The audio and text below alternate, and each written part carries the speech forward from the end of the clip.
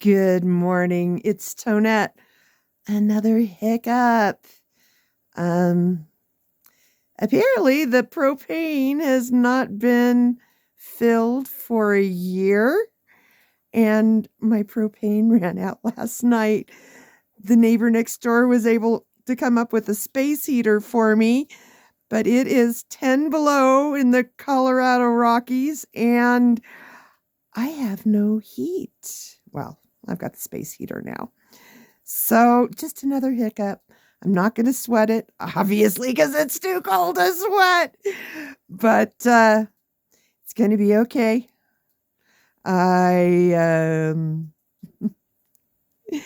Adventure. I've always loved adventure.